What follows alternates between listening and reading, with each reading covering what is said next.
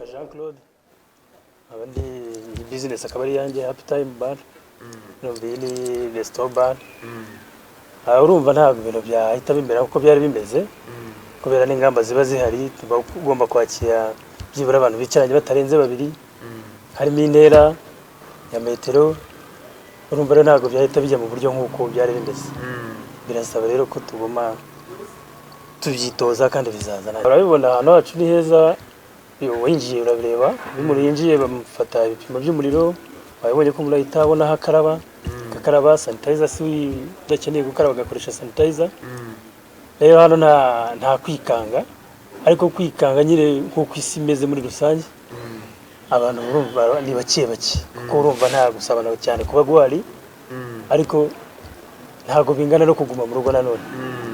uko bigaragara bizagenda bisa Happy Time ugira service ya restaurant tukagira barbecue nziza ngira ngo waciye wayibonye ubundi usibye ibibazo bya covid service hano ibari ya mbere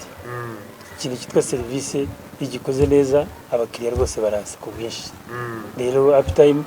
niyo ntego yacu niyo tuzahora dushyira imbere cyane service tugira wayibonye tugira coffee nziza dufitemo coffee shop wayibonye dufitemo restaurant wayibonye barbecue nubwo nta nzoga zikoreshwa muri iki gihe ariko abantu bagakora muri take away bakabitwara amahirwe ku bakorera mu karere ka Bugesera n'ibikorwa birimo bihavuka ku munsi natwe urabona tuba niba wahagenze twubatse ku buryo buri moderne ku buryo umuntu azajya avuga kabisa ati ndahantu isanzuye heza abonye icyo kizo cyacu wagiye buri hari ikintu abantu badakunda gushyiramo badaha agaciro cyane wagiye ahantu mu bwiherero urareba ukuntu hameze neza icyo ni ikintu kabisa uvuga uti ahantu nakwifuza kuhajya igihe cyose hari serivisi nziza inyenera kuganira n'abantu n'ahantu heza inyenera mu bwiherero ndabameze neza ndi safe ngira ngo wahabonye nawe ubwawe kandi natwe nk'akarere kacu nk'igihugu cyacu twishimiye ibyo bikorwa bikomeze bize twaguke abakerarugendo batugane niyo nyungu niko guhanga umurimo niyo business serivisi cyambere no kugira abakozi b'abanyamwuga babigize umwuga koko ikindi gikurikiraho ni ukuba witeguye wumva ibyo bintu ibyo ari byo kuba kuko wumva business ugiyemo iyo ari yo nka restaurant dushobora twakira ubungubu twakira ubukwe kuri ya mibare iteganijwe kuko ubungubu ni 30% y'abantu wemerewe kwakira kandi bipimishije icyo gihe iyo bipimishije koko tugana turabakira kandi tukabakorera serivisi nziza cyane hanyuma no guteka tukabashyira ibiryaho bakoreye ibirori byabo yaba bafite ubwo bukwe bemerewe gukora ubwo bukwe tukabashyira ibyo kurya muri iki gihe cya covid turabashyira kuri serivisi tugira muri restaurant inkoko tugira mu Bugesera urabona ni ahantu heza tugira inkoko ziri fresh inkoko z'inyarwanda abantu baba bashaka ni ibiryo byiza abantu baba bishakira ku munsi urumva ikiza cyangwa ububigura n'abaturage ni ibintu biba biri fresh urwa remezo uri mu bihajya binini akaba ariyo mpamvu natwe tuba twagura business tuyigire nziza umuntu azagana ahantu kuko yumva ari ahantu yumva yisanga koko serivisi iba nziza tukamuha ibintu byiza ku gihe rwose tuba twumva twebwe akazi kakozwe kandi aragenda akishima akagaruka korera hano mu mujyi wa Nyamata iyo urenze gare umuhanda ukurikiyeho bakata iburyo umuhanda wa kaburimbo hano kuri Bank Populaire urahabona ngo tutuge niho dukorera bahabonye tubafitiye serivisi kandi n'uwaba akeneye afite ibirori byera duhamagara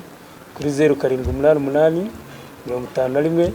38 65 788 51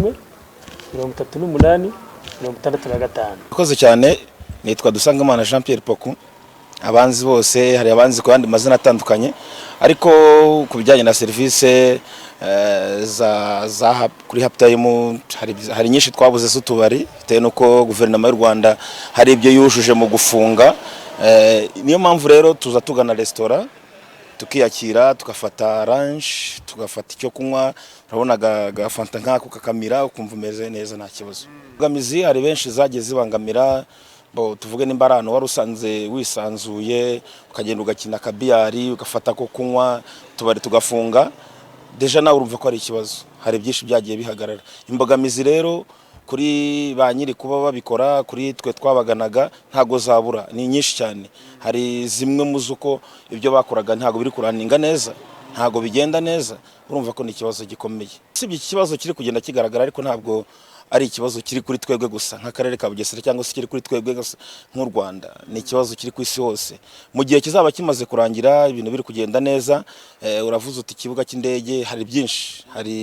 ibikorwa remezo bigenda biza, kutavuga Intare School, kutavuga iki. Niyo mpamvu ubona abantu benshi baza bagana akarere ka Bugesera ko harimo iterambere rigiye ritandukanye. Niyo mpamvu nawe waje kuhakorera ikiganiro. Rero hari byinshi tuzajya tubona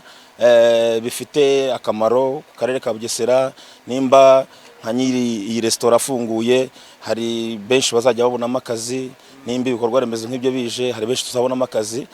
Ndumva mu by'ukuri bifite agaciro kuri twebwe nk'abakozi nk'abakarere ka Bugesera.